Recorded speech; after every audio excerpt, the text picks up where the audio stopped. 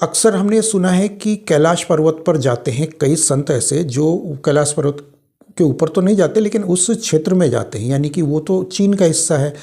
और चीन के हिस्से में वो कैसे जाते होंगे। तो क्योंकि वहाँ तो दोनों तरफ की सीमाएं सील होती हैं और वो सैनिक, मान लीजिए कि भारतीय सीमा से सैनिक उनको जाने भी दे कि चलिए एक महात्मा है वो संत जा रहा वहाँ, लेकिन क्या चीन के सैनिक उनको घुसने देंगे? तो उसका सीधा सा उदाहरण ये है कि वो अपने शरीर पर लेप करके जाते हैं या फिर वो जड़ी बूटियाँ पी करके चले जाते हैं। तो वहाँ जाकर वो फिर बेशक वो दृश्य हो जाए, उनका दिख जाए वो, लेकिन यहाँ से जब पार करते हैं तो वो किसी को भी डिस्टर्ब नहीं करते और वो आम साधारण से ज़िंदगी जीते हुए वो वहाँ पर निकल जाते हैं। और क्योंकि उनके शरीर पर वस्त्र भी नहीं होते या फिर उनके साथ और कोई ऐसा लगेज, जैसे हम साधारण लोग जाते हैं तो हमारे बैग में भोजन पानी या फिर चप्पल जूते रख लिए या फिर हमने कोई 10 जोड़ी कपड़े रख दिए, तो इस तरह की चीज़ें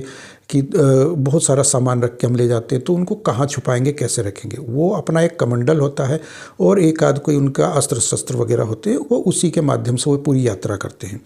तो वो भी उनको जो है अदृश्य करने की शक्ति आती है, तो उसको वो अदृश्य कर लेते हैं और वो चले जाते हैं और वो पैदल मार्ग ही पार करते हैं। तो कई बार ऐसा भी खबरें आती हैं कि कुछ लोग जो चीन के सैनिक होते हैं तो वो ये कहते हैं कि अरे यहाँ से कोई निकला है, मुझे किसी की आहट आई है।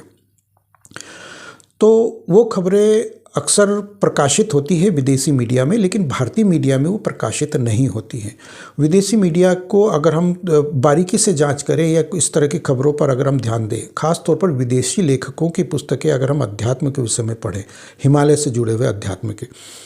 तो हमको ये आभास हो जाएगा कि हाँ ये वास्तविक घटनाएं हैं। क्योंकि भारतीय मीडिया इन चीज़ों को प्रसारित नहीं करता, इनको दकियानुसी या मनगढ़ंत बताता है या फिर भूत प्रेत वगैरह बता करके उनको टाल देता है।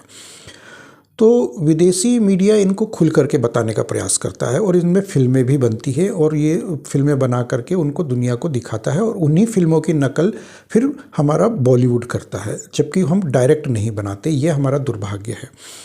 तो ऐसी बहुत सारी घटनाएं हैं जिनको लेकर के अगर हम कहें कि साधु संत आते हैं, इस